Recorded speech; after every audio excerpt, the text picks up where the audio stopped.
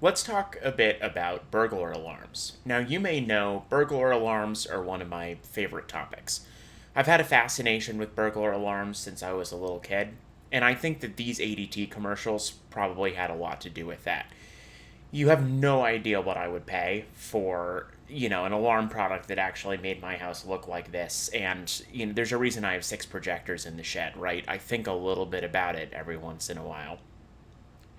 Burglar alarms have changed a lot, not just since I was a kid, but also over their history. Burglar alarms have, I think, a much longer history than people often realize. ADT, one of the biggest names in burglar alarms, is a 100-year-old company. They've changed quite a bit, though, not just, over that span of time, but just since I was a kid in the 90s and early 2000s, the alarm industry has changed a lot. And what I really want to talk about today are the ways that the changes in sort of the state of the industry in residential burglar alarms, particularly, really impact the security level of alarm protected homes today. Let's start out by taking on kind of the fundamental architecture of an alarm system. For many, many years, burglar alarms all had a pretty much identical architecture. You had a controller, which was a cabinet, typically hidden somewhere in the house, where hidden almost always meant the closet of the master bedroom, but, hidden for certain definitions thereof. You had a series of zones of sensors that were connected to that controller by means of loop circuits, and then you had one or more panels that were connected to it, usually over a serial bus. When there was an event like the alarm being armed or disarmed, or of course sounding, the controller would report to a central alarm receiver at what's called a central alarm station. Commonly, people would call that a monitoring service. And there's various ways that that happened, but by far the most common in the residential context has been by telephone. Today, this kind of alarm system is still pretty widely installed, but we're seeing very few new installations of traditional, what I might call conventional burglar alarm systems. Consumer technology seems to have made video surveillance a lot more common in homes today, but burglar alarms actually seem to have gotten a lot less common. Why is that? Well, I think there are a few reasons. One of the biggest, sort of the elephant in the room, has to do with the alarm industry. Especially by the 90s, the burglar alarm industry was starting to get a reputation as an outright scam. There were a lot of really predatory sales and financing practices that were widely advertised, especially by ADT, and I think a lot of people got the perception that burglar alarms were more a racket than anything else. A big change from the 1970s when they were sort of a standard feature on any higher end home. Another reason is a simple change in burglary trends. There isn't nearly as much burglary as there used to be. From 2010 to 2019, home burglary decreased by nearly 50%, a pretty astounding statistic. You might wonder, it's an interesting question, do burglar alarms have anything to do with that decrease? Well, for the most part, the decrease in burglaries just tracks broader crime trends in the United States. There are researchers that have taken on the question, do burglar alarms actually decrease home burglary, especially on a community scale? Results are inconclusive. You can find studies that tend to go both ways. Maybe the bottom line is the opinion of the insurance industry. Property insurers still often offer discounts for a burglar alarm, but these days I think often the bigger motivation there is actually fire and flood detection. Those are things that can be detected pretty reliably by alarm systems that tend to result in catastrophic losses. Burglary, the loss amounts tend to be smaller, and there's a lot more vagaries about whether or not a burglar alarm is really going to save you. Another reason for some decline in burglar alarms is the problem of false positives. Burglar alarms have always been prone to false positives. It's become a big enough phenomenon to be considered a real nuisance by city police departments. The problem of false alarms has led a lot of cities to institute things like permitting programs for burglar alarms. Those permits don't tend to be expensive, but they do increase the friction for a consumer purchasing an alarm. Here in the city of Albuquerque, I have to put up something like $25 a year for mine. So I said that the alarm industry has changed a lot since the 90s.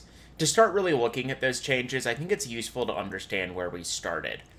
By the mid 90s, the burglar alarm industry had mostly consolidated into a small number of manufacturers.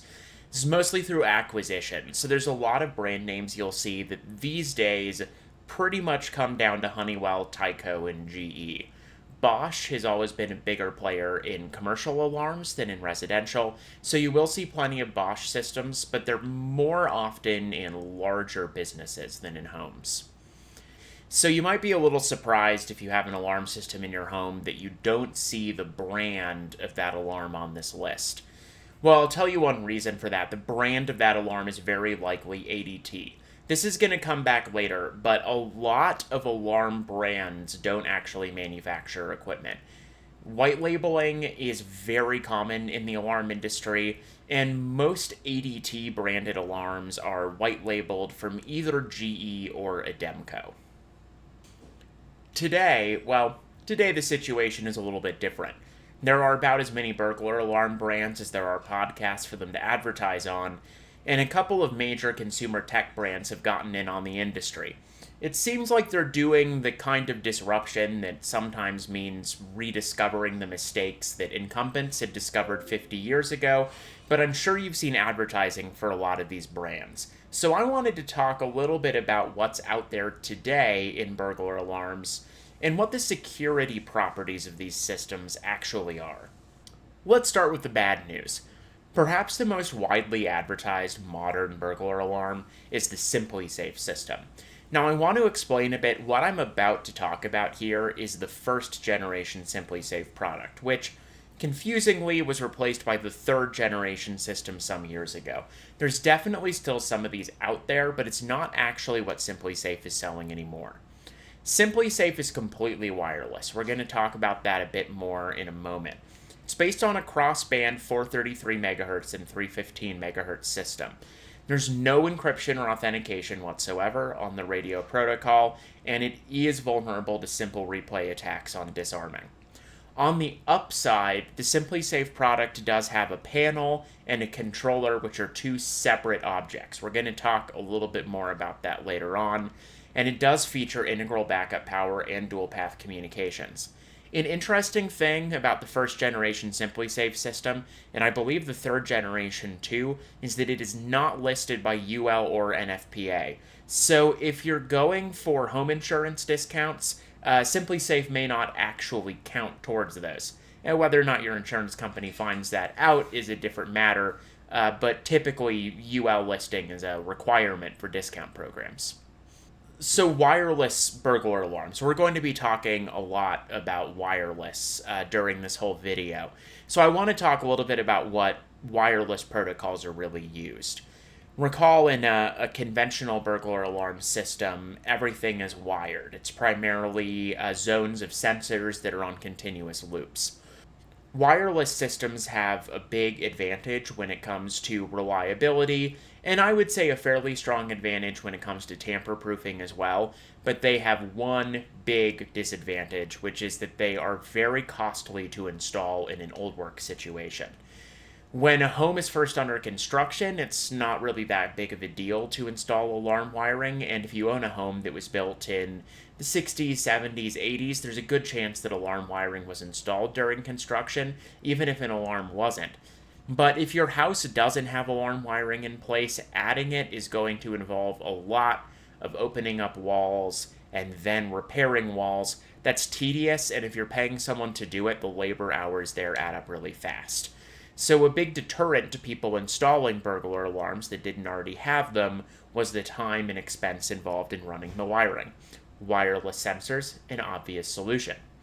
The industry produced a number of different products for wireless burglar alarm sensors. Most of the legacy companies had some sort of proprietary solution that they offered. Interlogix, Honeywell, and DSC all had their own radio protocols. These all get referred to by different names. It can be kind of confusing to keep track of which protocol is actually which when you're looking at product data sheets. A lot of wireless alarm controllers and sometimes even sensors that are sold today support more than one protocol for ease of integration with an existing system. So I tend to consider all of these legacy or conventional protocols in the same category. A lot of newer alarm systems will use a more sophisticated networking standard. Most of these are some flavor of IEEE 802.15.4. Mostly that means Zigbee and Z-Wave. Thread is sort of the up-and-coming 15.4 standard right now. I assume we'll probably see some alarm products that use it in the next few years. And then, of course, there's Wi-Fi and BLE, and burglar alarms aren't immune to the broader IoT trend. There are a lot of systems being sold today that have some level of Wi-Fi or Bluetooth integration. That said, neither Wi-Fi or BLE are really very suitable for sensors, so sensors are almost always going to be Zigbee or Z-Wave or some sort of proprietary radio standard. Keeping that in mind, let's look at the newer SimpliSafe system, SimpliSafe 2 or SimpliSafe 3rd generation. Once again, it's a cross-band 433 and 315 MHz protocol for the sensors. That is a proprietary protocol to SimpliSafe, although, to be honest, it's probably more accurate to say that it's proprietary to some IC vendor they use. Good news, it does incorporate AES encryption. The details of the encryption scheme on 3rd generation SimpliSafe are actually sort of interesting. I'm not going to go into a lot of depth on it here. There's some really good resources on that, including people who have reverse engineered it. The interesting thing is that the encryption is vulnerable in sort of odd ways, particularly during the initial pairing process. If anyone can eavesdrop, there are some interesting things they can do with pairing unauthorized devices to the controller, and those do create possible attacks that could disarm the system remotely. SimpliSafe 3rd generation, it has pretty much the same physical architecture, so we're still dealing with a controller which is separate from the panel and which has an integral battery backup and dual-path communications. Let's talk a little bit about communications. One of the most important features of a burglar alarm is the ability to report what's going on to some central point that can dispatch private security or the authorities. The industry calls this a communicator, which is a piece of hardware in your alarm system that is responsible for reaching out to the central alarm receiver at a central alarm station. Historically, communicators mostly used telephone in residential installations, and there were a confusing number of different protocols that were used. A lot of them different minor variations of ASCII over 300 baud modem or DTMF. Nowadays, things have become a little more consolidated. Most alarm products that are being sold today use IP for communications, and not that many people even really have landline telephone anymore. And when it comes to IP, most systems are using SIA DC09. SIA is the Security Industry Association. It's a standards organization for home alarm or for intrusion alarm manufacturers generally. DC09, it's a reasonably prescriptive standard. It looks a lot like the older 300 baud digital standard that SIA published. It can operate over UDP or TCP, and encryption is supported but optional. Central alarm receivers are required to support encryption. Alarm communicators aren't, and even if they support it, it will be up to the installer or the vendor that supports the system whether or not encryption is enabled. So it's a little questionable whether or not encryption is in use on any given modern system. Typically, modern communicators are dual path. So when I say dual path, what I mean is redundant communications. You've probably seen in movies or elsewhere in pop culture the idea of home burglars cutting the phone line before breaking in.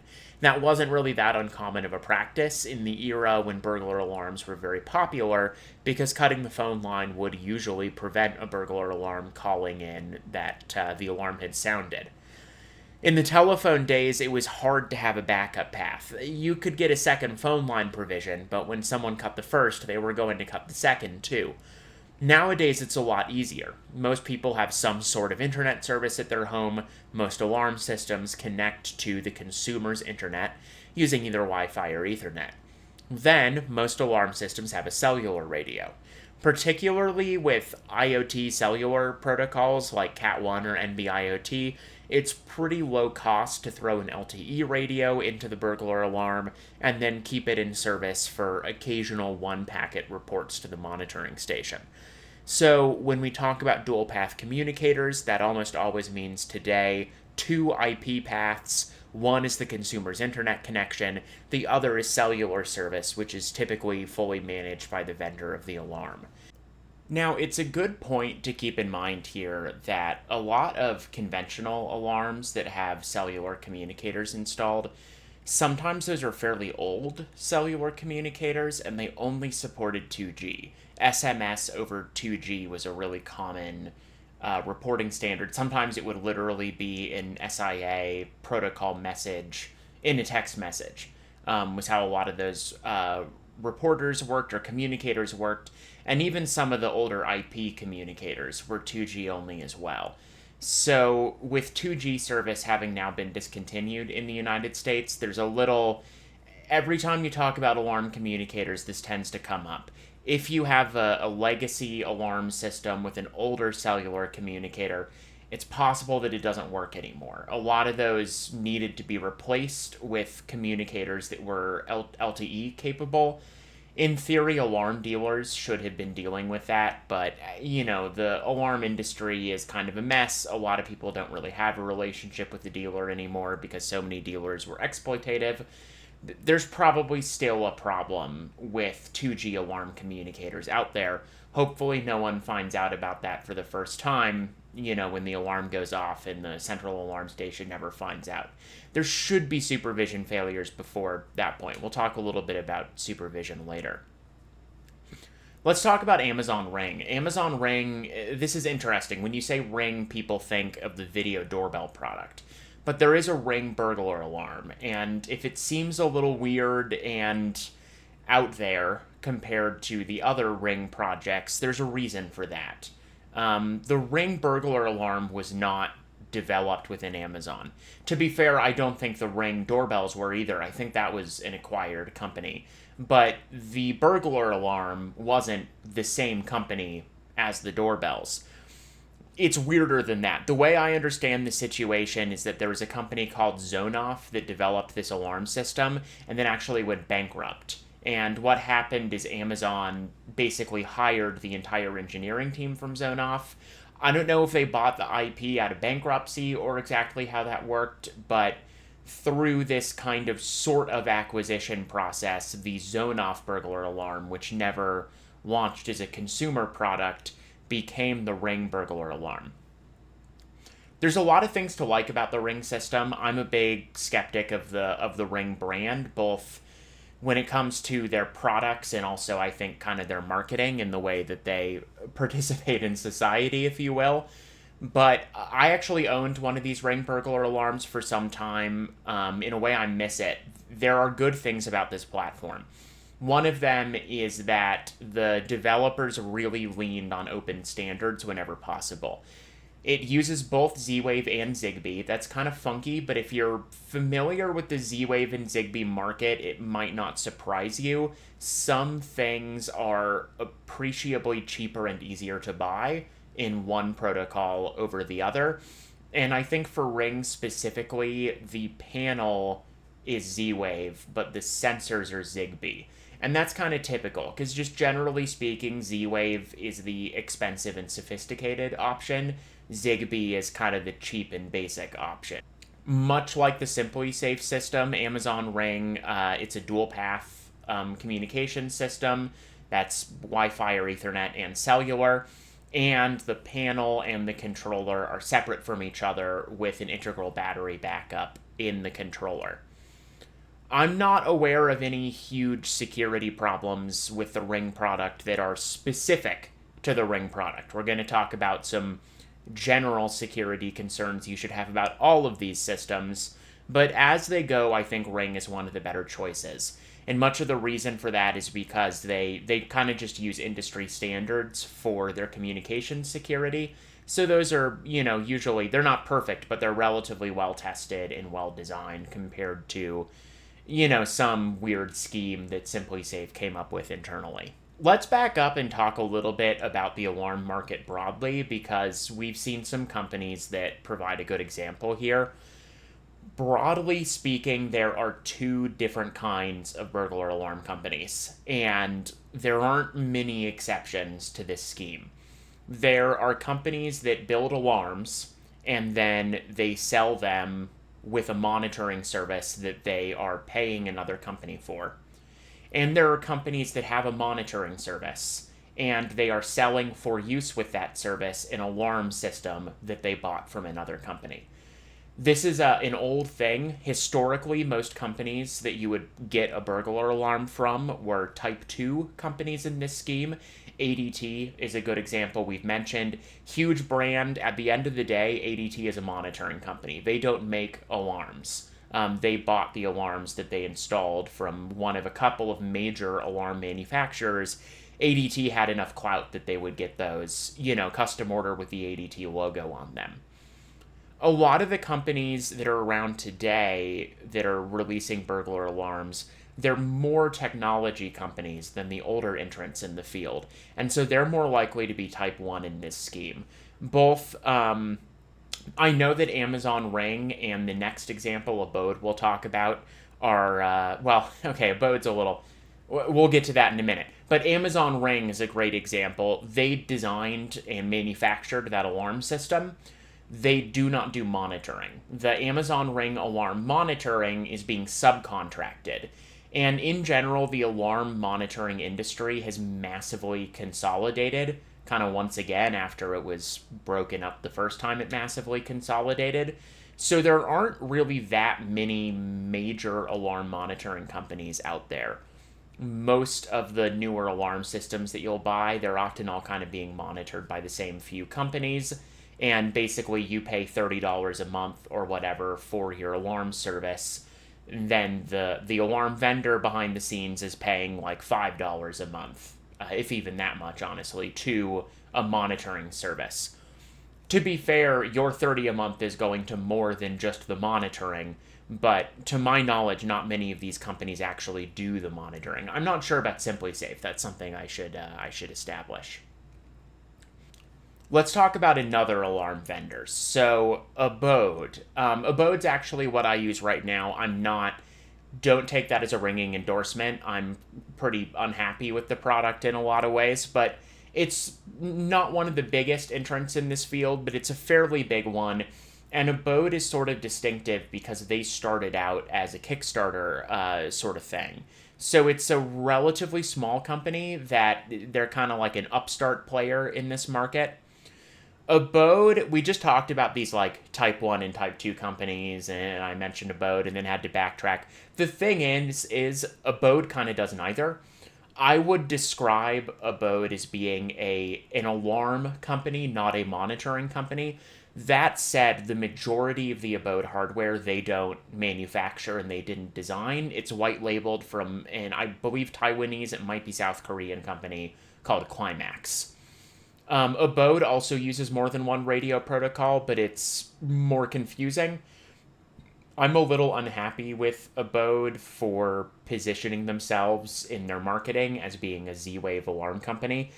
There is Z-Wave, and the communications between the controller and the panel are via Z-Wave, but all of the sensors use a proprietary 433 megahertz protocol. I don't know that protocol in detail, but I believe it's very similar to the GE wireless sensor protocol.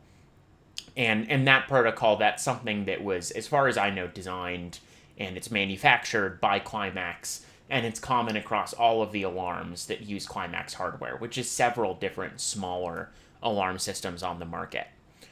Abode, it's designed physically much like the others. There is a central panel, or there's a panel and a controller that are two separate things. There's multipath communications. There's an integral battery backup in the controller.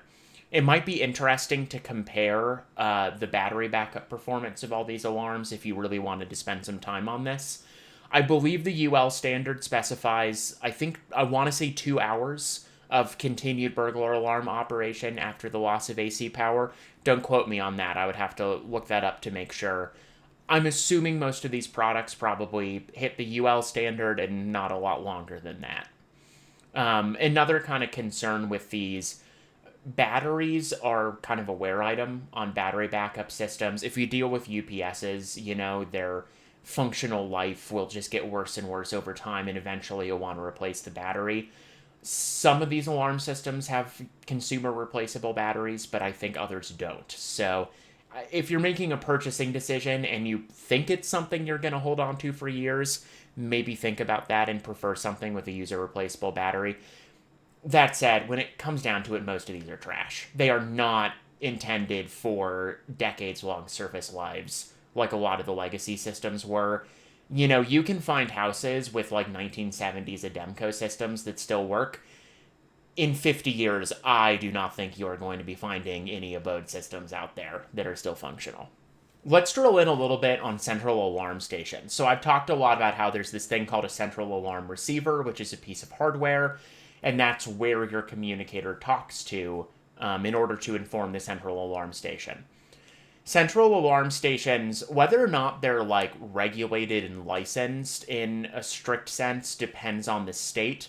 But in general, there's NFPA 72, so part of the fire code, puts requirements on central alarm stations that monitor fire alarms. And then when it comes to burglary, it's UL 827 and Factory Mutual 3011 are the standards that central alarm stations have to meet. I don't really know of any central alarm station out there that doesn't meet these standards. They're kind of the barrier to entry in that market. If you don't comply with those standards, then property insurance companies aren't going to consider, your monitoring service to be functional, and that probably means alarm dealers aren't going to sell it to anyone. Those standards, they're kind of restrictive. They're kind of weird standards too. If you want to get into a weird world of just some strange computer hardware, look into central alarm receivers. I think it's the UL standard basically requires that all alarm events go to a printer. In certain types of monitoring services, I think that might only be for commercial alarms. So a lot of central alarm receivers are ultimately they're like x86 machines running Windows, but they have these weird modular blade chassis for communications modules because a lot of customers are still going to want to put a bunch of telephone modems in them for telephone monitoring. And they'll also have a serial port dedicated for a thermal printer so that even though you're using an alarm management product, which I think the most popular one is called Patriot in a central alarm station, which is basically it's computer software that your operators look at that shows them a queue of alarms. The actual central alarm receiver is often required to have a printer attached to it that's just running off all the events. They're weird devices, and you can find some documentation about them online. Central alarm stations, they're generally required to have human operators 24/7. The standards are not favorable when it comes to automation. That said, I do know that some monitoring services, like the really dirt cheap one that Abode uses, they do use pre-recorded calls for some of their outbound calls, which honestly sucks. You can't argue with the recording, right? But that's how it is. These are really commoditized. The price is getting driven so far down. As far as I know, every central alarm station out there is just doing the bare minimum to pass their audits. There's probably still some little local places that are better, but good luck finding them. When the central alarm station gets an alarm, there's going to be some policy around what they do. Let's just talk about a really typical timeline when a burglar alarm gets activated. So you've got a burglar alarm on your house. Someone kicks your door in with the intent of stealing your TV.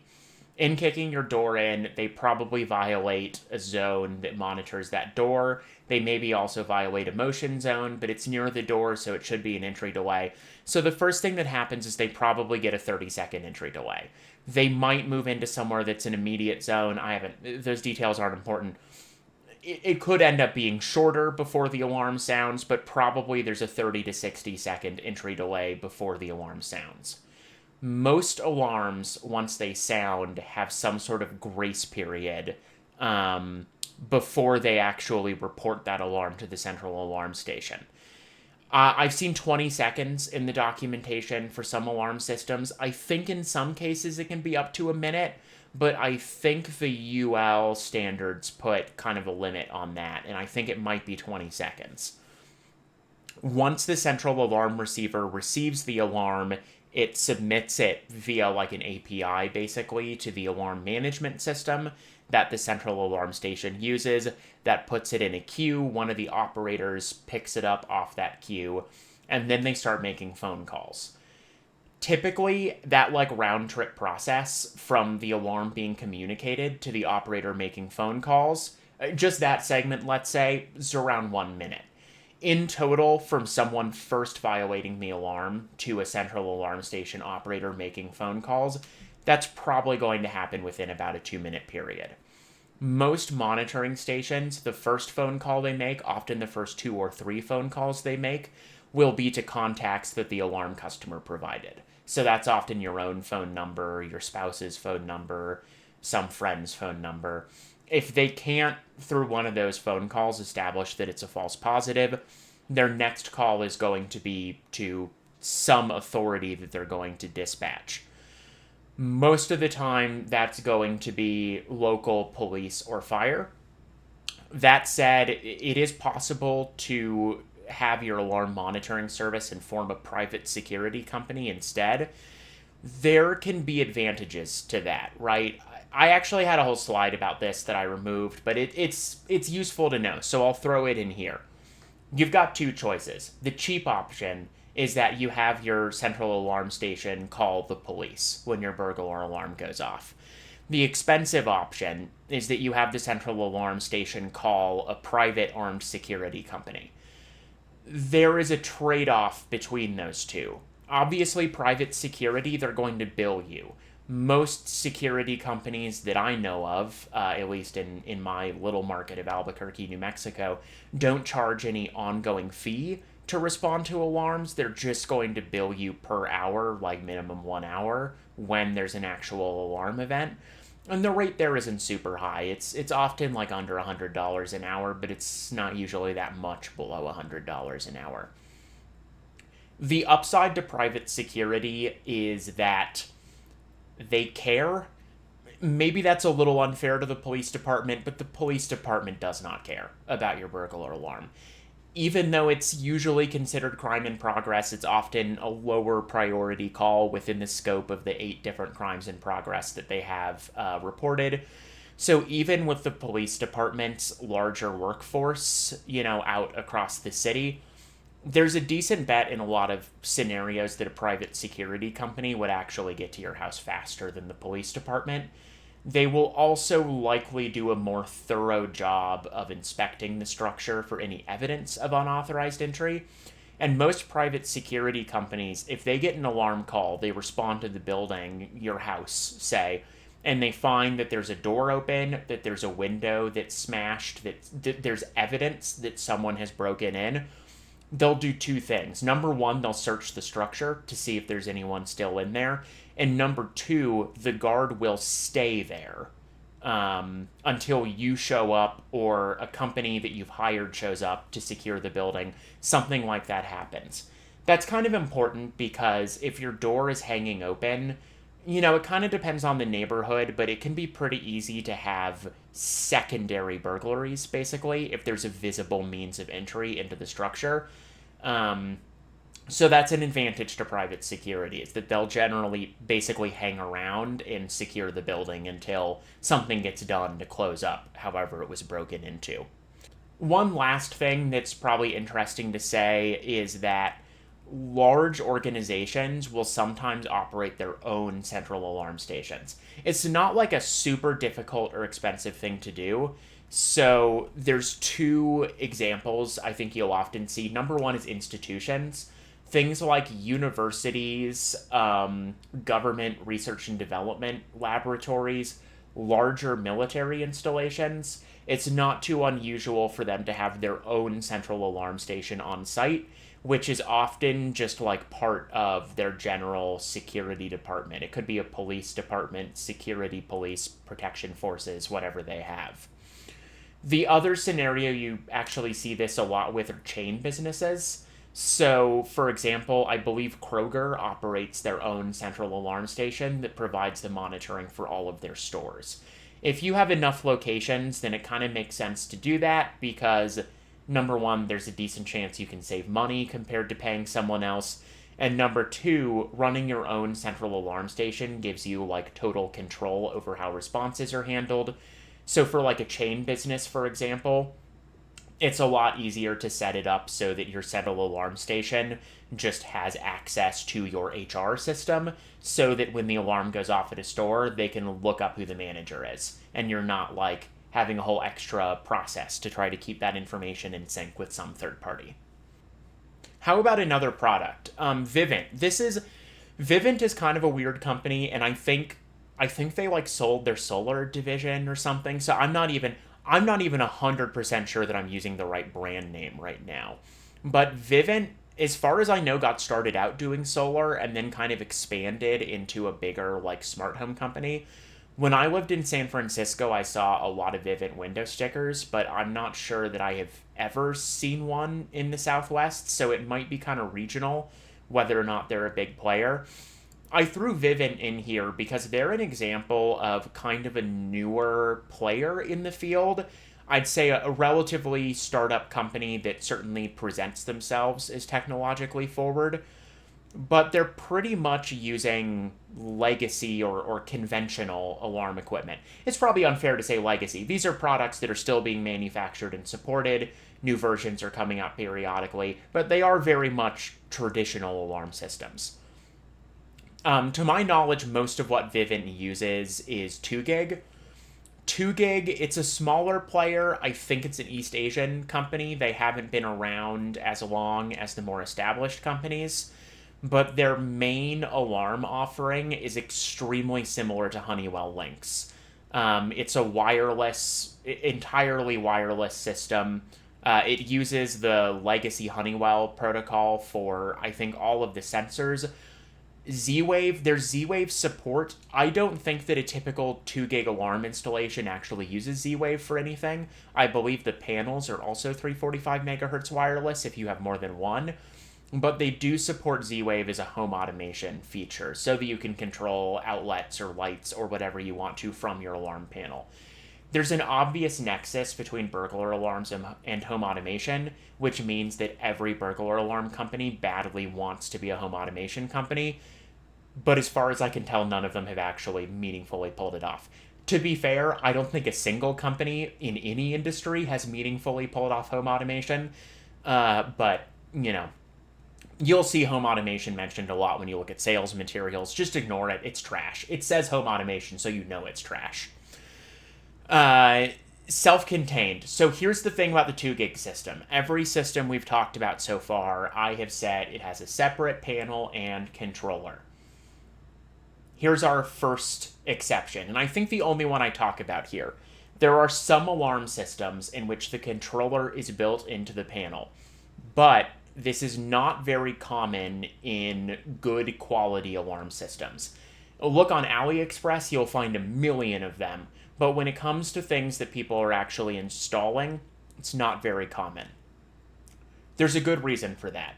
The panel that you use to disarm your alarm is sort of necessarily going to be near an entrance and accessible within the entry delay.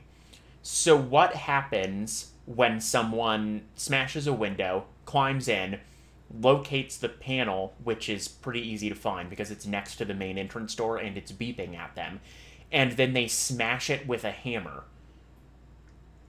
Well, they may have just gotten away with the burglary. They may not have. There are means of protecting against someone destroying the controller during the entry delay, but that protection is not at all universal in installed burglar alarms.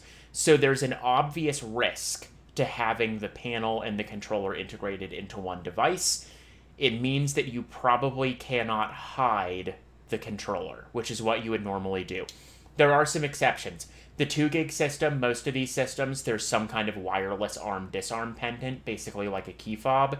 If you only ever use that, you could hide the panel somewhere. If you only ever arm or disarm by mobile app, you could hide the panel somewhere. but I don't see that done very often. The businesses that I've seen 2 gig and Lynx hardware in, and it's mostly been businesses just because I don't poke around in that many people's houses, I guess. But the businesses where I've seen 2 gig and Lynx hardware, the panel, which is the controller, has been somewhere obvious. It's been next to a main entrance door, or it's been like just visibly on the wall in like the main room of the business. So these things aren't getting hidden. Dual path communications is also optional on this system.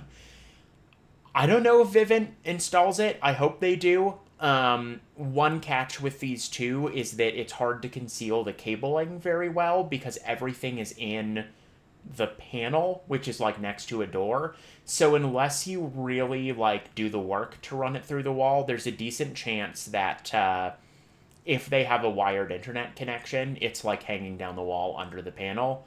And that sort of re-invites people to cut the cable. Obviously, even if you run it through the wall, they can just punch a hole in the drywall and then cut the cable, because it's going to be in the stud bay right behind the panel, right?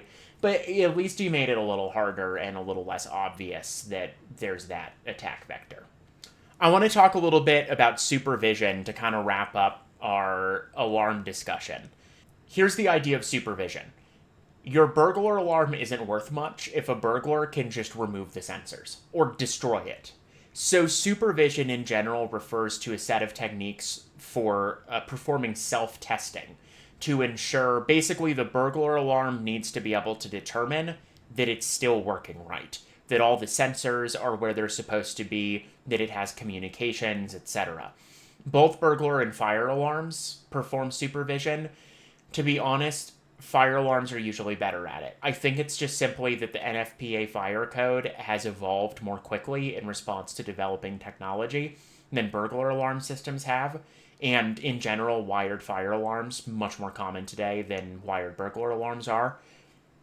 So in a lot of firearms, in a lot of fire alarms, you see what they call addressable zones, which basically means that a zone is a serial bus, and the controller just goes in a loop interrogating every device on that bus.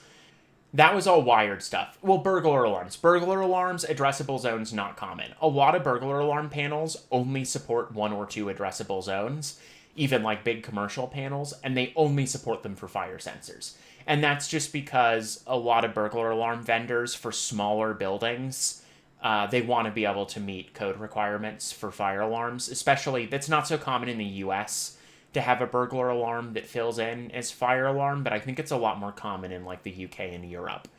And of course, most of these products are made for the international market. In most burglar alarms, instead of an addressable zone, they use like a zone termination resistor, or a zone resistor is the term used sometimes. There's a resistor usually at the end of the zone wiring, and they're measuring the resistance, actually the current flow at a fixed voltage, but they're measuring the resistance of the whole zone loop. And if the resistance goes to 0, that's considered either a fault or an alarm, depending on if it's a normally open or normally closed alarm circuit. If the resistance goes to infinity, that's either a fault or an alarm, depending on if it's an NO or NC alarm zone, and somewhere in between is the normal state. So a funny thing about burglar alarms, somehow the industry has never been able to agree on normally open or normally closed sensors. So, like, basically all alarm controllers support both. It's just a weird thing you gotta keep track of if you're, like, configuring an alarm. What about wireless sensors, though? Wireless sensors supervision is kind of tricky because you don't have, like, a set of wires that you're worried a burglar might tamper with. You have the whole radio spectrum of things that could go wrong. Jamming is a really obvious concern with any wireless sensor system, and anytime someone tries to sell you a wireless burglar alarm or wireless anything, you should be thinking to yourself, if this gets jammed, what goes wrong? Will we know that it's been jammed? So, burglar alarms for wireless sensors, in order to do supervision, they have to interrogate them. So basically, they either expect the sensor to regularly send a packet on its own, or they periodically send a packet and expect a reply. Both systems are out there. The problem is, Burglar alarm wireless sensors are going to be battery powered. It's the whole point of making them wireless is not having to run wires to them. RF hardware is kind of intensive on battery life, but people also want the sensor to be small, so it's just got like a little coin cell, and they don't want to replace the battery.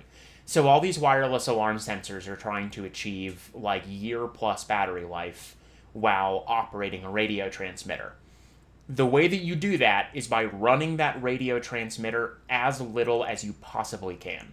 So most wireless burglar alarm sensors, they spend their whole day in a deep sleep mode. When something changes on their monitored input, when the door opens, they wake up, they send that packet. Often they send it like 3 times, just for some redundancy. Then they go back to sleep. They're not listening normally. They occasionally have to wake up and then send their supervision. And the more often they do that, the shorter their battery life will be. So that creates a very clear incentive to supervise wireless sensors as infrequently as possible. The UL standard dictates that wireless sensors must be supervised at least once every 120 minutes. One of the problems with wireless sensors, a lot of products just do not tell you how often they supervise. It is very rarely in the documentation. It is never in the sales materials. So it's hard to know.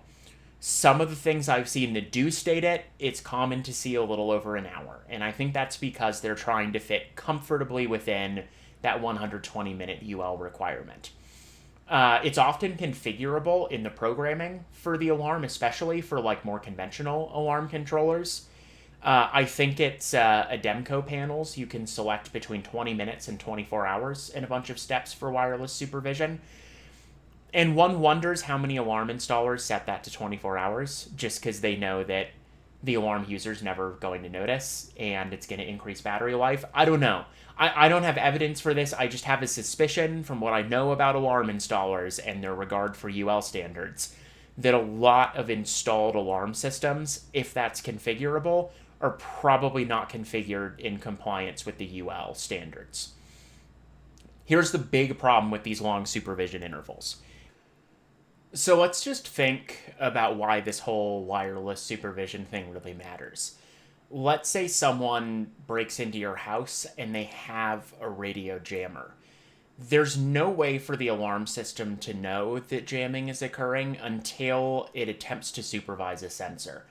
The more sensors you have, the longer or the more frequent that should be, because it's unlikely. Most of the time in these wireless systems, the supervision process originates with the sensors, so they're not going to be in phase with each other. Over time, it should become kind of random when each sensor supervises. But still, the longer this interval is, the longer the period of time that could elapse where the system is being completely jammed and it doesn't know, because it hasn't attempted to communicate with any sensor. There are a bunch of ways to mitigate this. So, for example, some Z-Wave chipsets I know actually provide like a jamming detection feature where they try to signal the host when they detect like a very high noise floor. And arguably the 802.15.4 protocols have some degree of inherent jamming protection in their design because of the fact that they use spread spectrum techniques. But the legacy wireless protocols very much vulnerable to jamming. Z-Wave and Zigbee perfectly vulnerable to jamming if someone has a powerful enough 900 megahertz jammer. The 900 megahertz jammers, they're not as easy to get on like AliExpress as like a Wi-Fi jammer, but they're still reasonably easy to obtain at fairly high power levels. And there are some 900 megahertz ISM devices that are powerful enough and kind of have a poorly enough confined transmit bandwidth that they sort of function de facto as jammers. I've seen people I know demonstrate jamming of wireless burglar alarm sensors before using a common key fob remote that comes with like cheap remote control relay kits. So jamming is definitely a concern with these systems, and infrequent supervision makes that problem a lot worse. If you want bad news, though, what makes the problem even worse is that what I've seen is that a lot of wireless alarm systems, especially the newer, more consumerized versions, they're really worried about false positives and irritating the customer. So when supervision of a sensor fails and the system is armed, a supervision failure of an armed burglar alarm system should be treated as an alarm event, because the presumption should be that there is a supervision problem because someone is tampering with the alarm as part of an active attempt to gain access to the protected space. What I've seen is that some wireless alarm systems consider an RF supervision failure to be a non-alarm event. They generate a fault message. They might report it to the central alarm station. They often notify the customer, but they don't consider it an alarm. You can kind of understand why, because probably in most cases it'll be a dead battery was like the ultimate cause of that kind of fault. But it does mean that a lot of these systems should be considered completely open to jamming. I cut out a lot of the content that I kind of had originally put in this presentation about it, but in general, you should be inherently skeptical of any security system which is wireless. Whether that's something like an intrusion alarm system with sensors or a surveillance system. So, for example, the Wi-Fi video surveillance cameras that are very common. These wireless systems always open the door to jamming. That jamming isn't necessarily easy, and the manufacturers of these systems have a lot of money invested in telling you that it's hard, but fairly inexpensive, fairly readily accessible jammers for Wi-Fi do exist. They aren't that difficult to obtain, even in the United States, where it's illegal to sell them. And there is evidence, more so in other countries, that burglars are increasingly using sophisticated technical methods, which could include radio jamming. Here in the United States, a big topic of discussion recently has been the theft of especially certain luxury cars by taking advantage of basically defects in the security design of the CAN bus. That demonstrates, I think, that these sorts of technically sophisticated methods, they are in reach of kind of common criminals. They will essentially be sort of productized by people who create a version that is simple and easy to use and then sell it online, either by black market channels or just openly.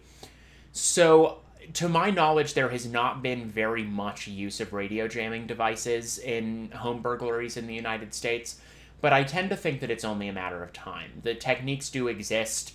They are known to burglars in some places. The devices are available, much like we've seen with sort of radio interception methods and now these like bus tapping methods increasingly being used for automotive theft. I think we're going to see radio exploitation techniques as a more common vector of home and probably especially commercial burglary. So it is something to think about, and I think that we're putting ourselves on kind of a bad path through this sort of wholesale transition to entirely wireless alarm systems. Wired systems aren't perfect. They are often vulnerable to tampering, to undetected tampering as well. But it is more difficult, and it's often more circumstantial to the specific way the burglar alarm was installed. There's more countermeasures that a smart installer can put in place to make it difficult. Things like running the wiring, not in the stud bay that you would expect, not putting it directly out the top of the door frame into the wall cavity instead, but instead out to the side, right?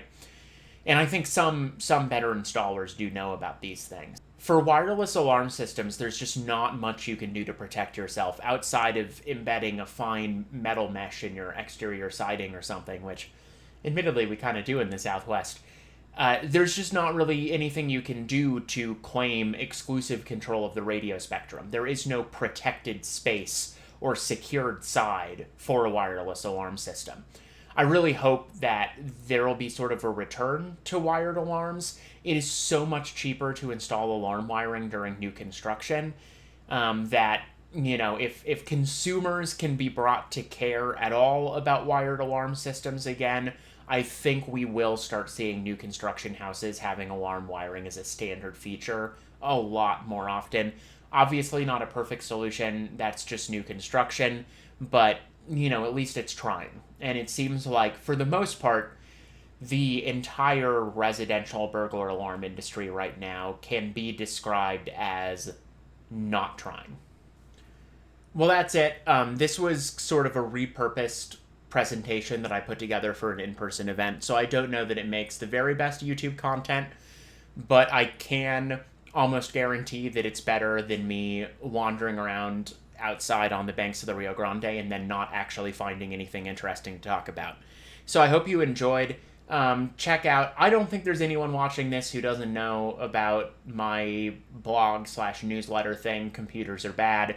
You can look at that at computer.rip. That's a domain name. I'm trying to get a lot better about producing some regular YouTube comment. I've got something that I filmed on location that I haven't edited yet, so that'll probably be coming up fairly quickly after this. And as I guess is obligatory to say, don't forget to like, comment, and subscribe.